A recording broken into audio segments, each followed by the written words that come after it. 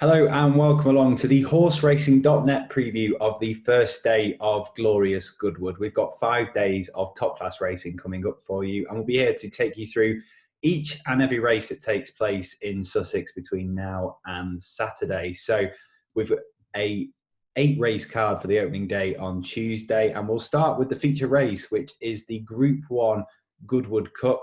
And this race, as it so usually does, revolves around Stradivarius, who is bidding to win this race for a record 4th time. And he couldn't come here in better form either, because he was a brilliant winner of last month's Ascot Gold Cup, absolutely decimated the field that day, and probably has the measure of Nea Farogidse, who reopposes, beat him by 10 lengths last time. The drop back to 2 miles should mean it shouldn't be quite as emphatic this time around, but he very much has his measure. The biggest threat, though, is the 3-year-old Santiago, the Irish Derby winner. And Stradivarius is a 9-4 on favourite at the time of recording, but he has to concede a whopping £15 to Santiago tomorrow. And it's almost a case of the shoe being on the other foot here, because back in 2017, Stradivarius was a 3-year-old when he won this for the first time, received a lot of weight from Big Orange that day. Big Orange put up a really strong fight, but couldn't hold off the younger rival. And it's no mean feat here for Stradivarius to give away so much weight. Santiago has shown plenty of ability so far this season. He won the Queen's Vase over 1 mile and 6 at Royal Ascot last month, and then was really game in the Irish Derby at the Curragh last time out. He's shown a mixture of speed and stamina so far in his career. You'd think that the St Ledger is the main target with him, but the step up to 2 miles shouldn't cause him any troubles whatsoever. And at about 9-4, he's a sporting selection to make the most of this weight and really put it up to the favourite, who is a bit too short as a betting proposition here. We'll go in race card order now anyway, and the opening race is at 1:10. It's a fillies handicap for 3-year-olds and up, and it's over 1 mile as well. And a lot of races at Goodwood this week are going to be very competitive, very difficult betting heats, and this is no different. It's a really difficult opener. You can make a case for plenty of the 12-strong field, and I'm going to butcher a name here, but Wasaif is the favourite at the time of recording. She looked uply mobile in 3 starts so far last season as a juvenile. She's got an attractive looking opening mark of 93. Plenty of respect here for Top Connections. Jim Crowley on board for John Gosden. Can't pass over her too lightly. And Tomorrow's Dream is another one as well. Ran well at Newbury last time out. Raised £3 for that effort to a mark of 84. She looks well treated at the moment. Got to treat her with plenty of respect. But I think the way to go here is with Angel Power, who you may have guessed is owned by King Power Racing. She makes loads of appeal on paper and looked a really nice prospect when winning at Chelmsford back in June in a maiden contest. And then at Haydock last time out, she took a notable step forward for that. That form has been boosted since. The 4th place and the 5th place horses have both won. She's been raised £5 for that effort at Haydock. She looks upwardly mobile, and Sylvester de Souza can get off to a winning start at Goodwood. So the second race is at 1:45. Unibet Euron handicap. It's over 1 mile and 2, 1 mile and a quarter, and there are 18 runners in this. And this is just as open, if not more open, than the first race. You can make loads and loads of cases here for a lot of the runners. Cape Cavalli won with something at hand at York last time out. No surprise to see him favourite under an £8 rise. Could underestimate him. The Revo's another one who arrives here as an upwardly mobile sort. And then Yuri Gagarin as well. Very much could be chucked in here. Had just 3 starts so far. Opening mark today for Godolphin, bred to be smart. Could really be anything on his handicap. Just his 2nd start in handicap coming off a mark of 92. Bell Rock, you may remember, ran really well in the Royal Hunt Cup last month at Royal Ascot. He'll probably go well again, but I think Maydani could be the one to side with here. Now, he ran in the consolation race for the Royal Hunt Cup at Royal Ascot, the Silver Royal Hunt Cup, and yeah, he was 7th that day, but he did very well to do as well as he did. He was the leading horse in his group on the unfavoured side.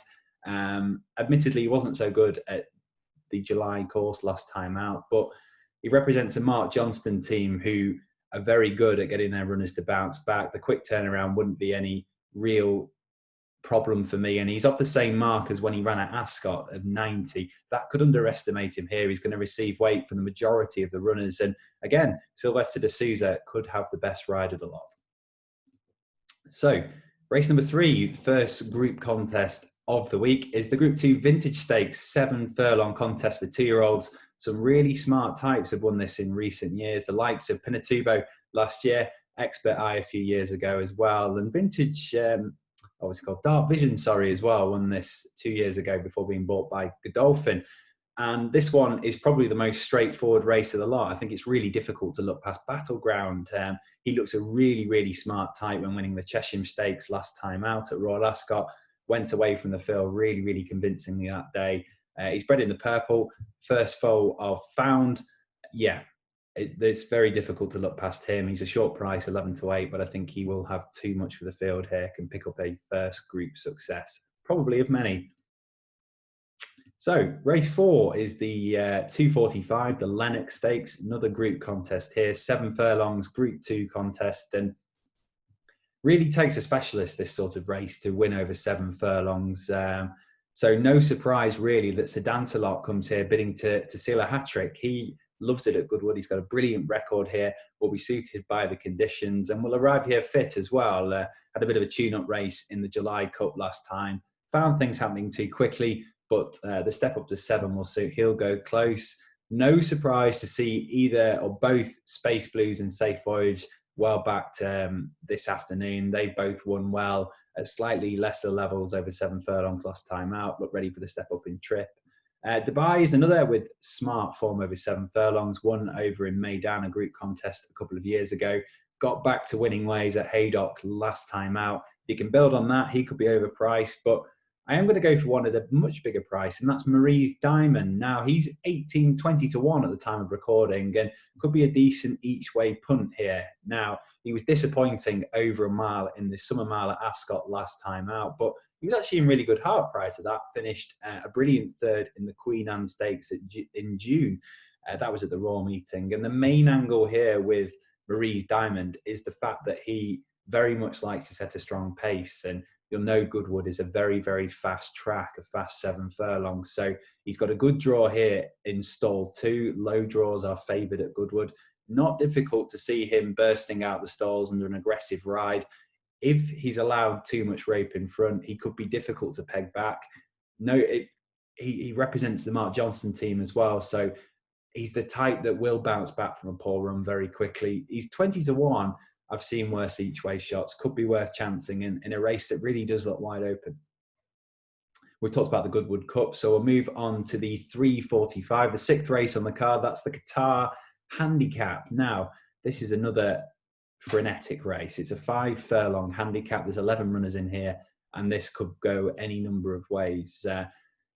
One name you will recognise in here is Caspian Prince. He's an 11-year-old. He's won plenty of good races in his career, and he's still very much in form. He showed he still had fire in his belly when winning at Newcastle last month. He's been raised £4 for that, though, and struggled in Group 3 company last time. He may be on the right sort of weight now, so he's passed over. But there's plenty of names in here that catch the eye. Final Venture, he's another regular in this sort of sphere.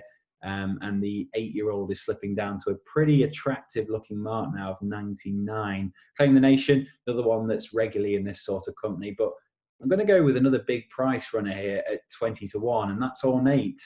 Could be worth siding with each way. Now, he is more missed than hit, as you will see if you watch the Stewards Cup last year. But the thing about Ornate is this is a very, very quick 5 furlongs at Goodwood, and he is ridden about as aggressive as you'll find any horse in training. He's trained to burst out the stalls and see how far he can last. And he does actually have some smart form. He ran twice at this festival last year. He finished 3rd in a Group 2 contest and then went off way too quick in the Stewards Cup last time out.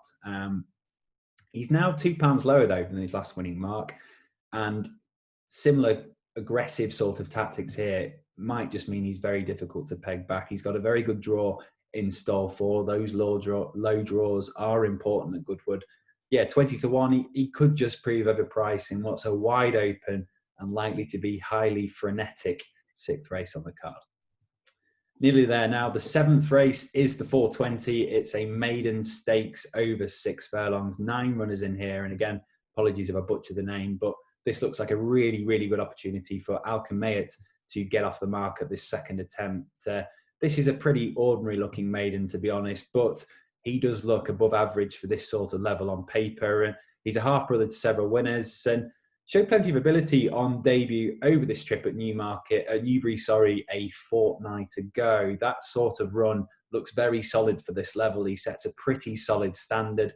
And bearing in mind that his main market rival, Maj Al Arab, again, apologies if I butchered that, has had a few more starts. He looks open to a bit more improvement, Alchemist. Jim Crowley is booked. He's going to be very, very difficult to stop at about 7-4.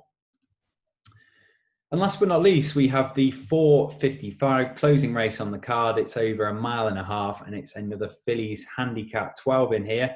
And to put it simply, it's difficult to look past the favourite. Again, Dancing Approach. She's about 10-3, 7-2 at the time of recording, and she arrives here in really, really good heart after back-to-back wins over this trip at Haydock over the past 6 weeks or so.